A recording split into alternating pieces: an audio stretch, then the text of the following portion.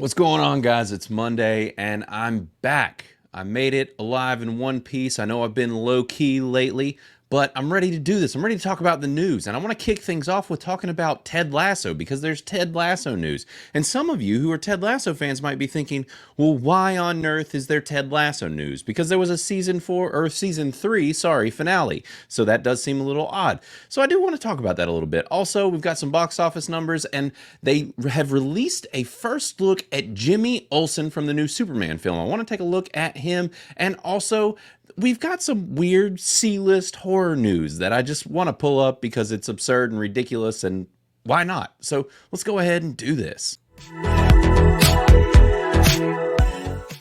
As always, make sure to like, subscribe, comment, all that fun stuff because it helps us a ton. And to all our new subs, thanks a bunch. You guys have been slowly kind of churning in and we really appreciate it. And if you don't know, I am the CEO, creator, founder, whatever you want to call me, of Criticless.com. So make sure to visit Criticless as well. We're an entertainment reviewing platform. You can find the website or you can find us in Android and Apple stores to throw us a download. So going ahead and digging into this news, the first thing I want to talk about is Ted Lasso, because when I saw this, I was just a wee bit confused, because if you've watched Ted Lasso, and this show is huge, a lot of people watch it, it's done very well. I watched the first 3 seasons, I adore the first 2, and honestly, the final season tested my patience a little bit, and I was tempted to bail. There were just some very odd decisions made that I wasn't crazy about, focus on characters that they didn't really need to do, and added what I would just consider DEI inserts as far as LGBT stuff and whatnot that just felt out of place and forced. And I don't have a problem if some of these things are done properly, but it just didn't work for me in season 3. So it bounced me off the season a little bit because it just felt kind of unnatural and unorganic for the rest of the show. But, you know, to each his own. And if you were totally cool with some of those changes they made, then great. I mean, you know, and I'll say, like, they buttoned it up well. And that's what I want to hone in on, is that they buttoned it up. And it was a very odd thing that they did with this show, because they closed it what I would consider fairly perfectly, and now they're talking about a season 4. And why? Because we've got this regular thing happening where, you know, lots of people complain about sequels and they complain about remakes and all those things, and I agree, and not always, but sometimes agree with that. But this is also another issue within Hollywood, is making things just overstay their welcome. And I think it's part of that same bundle of complaints where it's just like, sometimes you need to know when enough is enough. And I know that this show did well, but like, create something new, move on, or maybe even with this case, just maybe do a spinoff, because this just, with the way it was closed out, they did a good job with it. And I honestly am even against the spinoff idea, but they're talking about a season 4, and basically what they've said is that, you know, they're trying to bring people on. So supposedly Hannah Waddingham, who plays the AFC Richmond soccer team owner, and then Brett Goldstein, who plays Roy Kent, and Jeremy Swift, who plays the director of football operations, Leslie Higgins. So all of them are apparently back on board for this show, who are considered 3 of the, you know, original cast here. But it's not that everybody's back. So that's the thing, is that they said now that they've got these 3, they're going to move on and actually try and get Ted Lasso back, which is interesting. I mean, Jason Sudeikis helped create this show, and he's a co-creator and producer. He's not on this yet. Same with Brendan Hunt, who plays Coach Beard, and along with Juno Temple, who plays Keeley. So she's not. None of these 3 are back yet, but they have the 3 others. So I feel like if these 3 aren't back, the show probably still isn't happening. And to be completely and totally honest, I hope that this show doesn't come back. I know that might disappoint some, but I think that it ran a good run, and with where they were headed with season 3 and kind of the weird forced changes they made, which just felt like it was falling in line with modern Hollywood, because they were maybe getting complaints that there wasn't enough, you know, LGBT representation or something. It just felt unnatural, because it was characters that had been around for a long time that then they inserted these storylines with. And not only that, but it was like huge chunks of the storyline. And when it's like, you're in the last season, you're limited on time, why are you going to introduce these new things things, and then also just spend so much time on it when it's not really integral to the overall plot. So it just, for me, it hurt the show, but overall, I was still happy that I finished it out and stayed, but it doesn't need to overstay its welcome. We do not need any more of this show. Another thing that they point out is that the guy that plays Jamie Tart, who's Phil Dunster, he's on 2 other shows, which is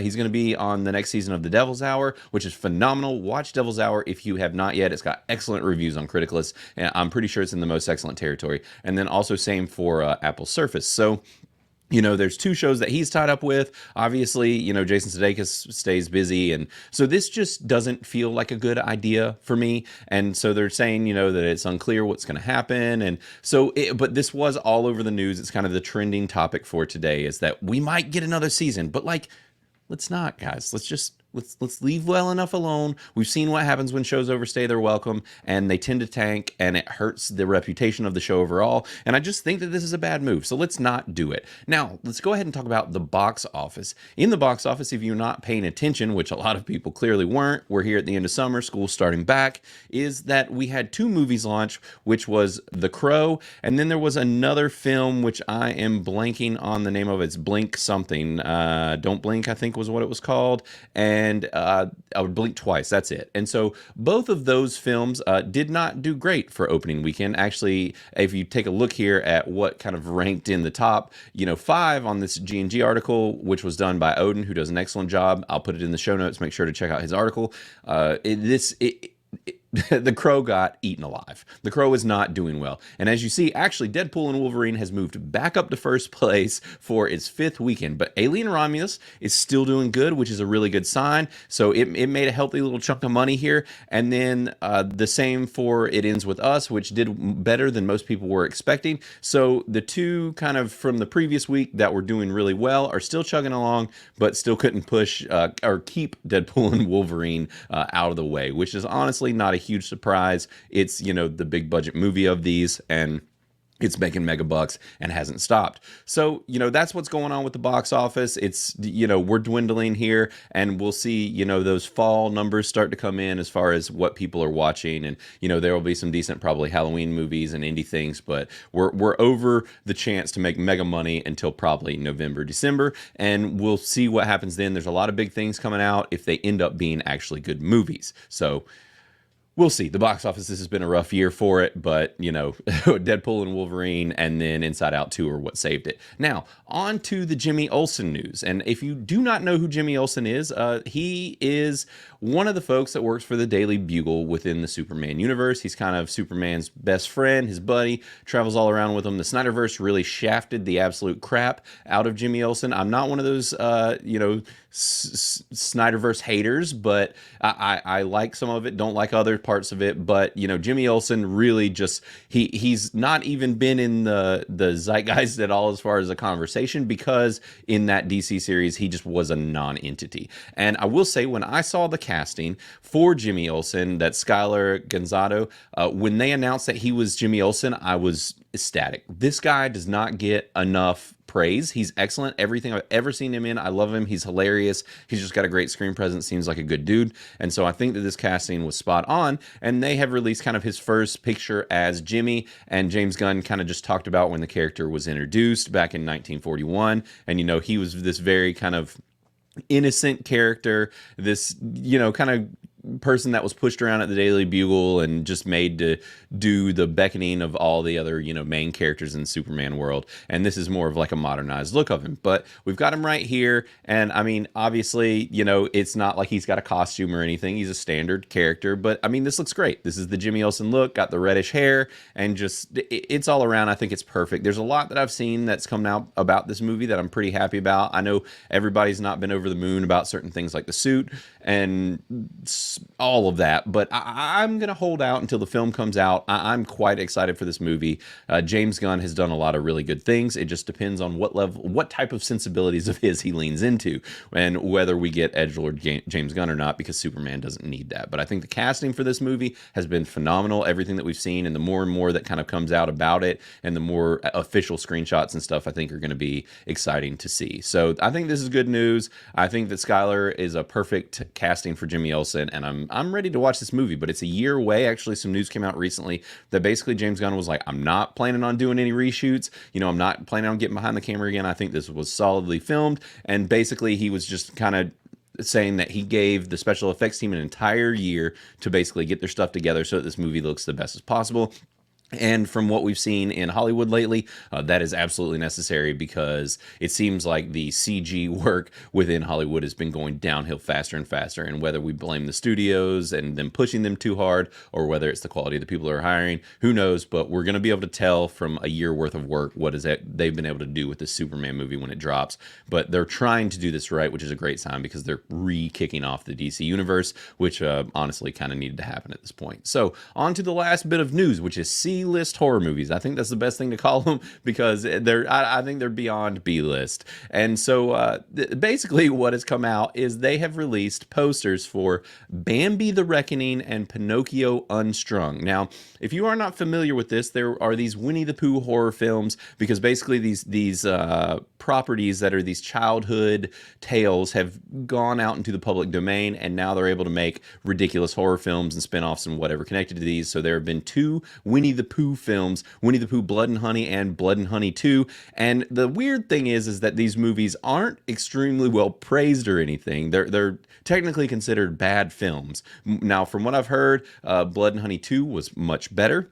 But to everyone's surprise, what happened was they announced that this was going to become an Avengers-style universe, which is just absurd. And they're calling it the Twisted Childhood Universe, but also they're calling it the Poohniverse. Now, I just want to say that again, Poohniverse. And if you are of certain demographics, you've probably heard that term used, or especially if you're like a millennial in that age. I haven't heard it in a while, but I'll just go ahead and say Poon one more time for the rest of you to pull this name together there. So it's an interesting choice that they made to call it the Poohniverse, but you know what? I'm all for it. Let's do us a Poohniverse, and I can guarantee you that there is a porn studio somewhere also planning their Poohniverse. So here's the posters here. We've got a Pinocchio Unstrung poster, which is, Pinocchio is apparently part of this film franchise, and this is going to be ridiculous. I guess, Pinocchio is going to be murdering people. I'm really interested in how they do this, because I would think that it's going to have to be a whole lot of CG here for Pinocchio, and so I don't know if there's just going to be a lot of things happening in the dark so that they can make this work, but basically there's nothing holding him back, because ain't no strings on old Pinocchio. So I'm interested to see. I probably will not watch this movie unless I don't know a reason why I would see it. I haven't seen the Winnie the Pooh movies either. This is not my realm, but there's a good chance that Matt on Critical's Cast can give his impressions on these if he ends up seeing some of this stuff, because it's just getting absurd. And here is Bambi the Reckoning. So this is a murderous Bambi film, and clearly he's got, horror movie monster mouth going on here, and this is just more ridiculousness from the studio, and they are calling it Cujo meets Jurassic Park, which I feel like is a clever choice for this type of film. It will probably also be not the highest quality made film, but these films are very aware of what they are, and they lean into it. So, a murderous, rampaging Bambi, why not? I mean, he should have been, that makes a little more sense for his mother getting murdered. And so, hunters, watch out, because here's some nightmare fuel for you from the C-list horror community. But that's basically it for today, guys. Just a little bit of news to get you carried over into the rest of the week, and I will be back here tomorrow, but I'm not sure what's going to play out for the rest of the week. I will keep you guys posted. Things have been absolutely bonkers lately, and I know I've not been quite as regular on our recording as normal, and also just with my activity within Criticals, I've been a little bit pulled back. We've been super busy. We're just trying to grow this company and blow things up and get you guys more friends in the platform. So that is my primary concern right now. And so fingers crossed, everything's going good. And we are, like I said, consistently growing. Things are doing great in the Criticalist world. And I'm excited to get back in there, leave more reviews, hang out with our friends, and just do the Criticalist thing as well. So, I will be back tomorrow, and then we'll go from there as far as how the YouTube videos go this week. But guys, it's been real, it's been fun, and I will see you again tomorrow.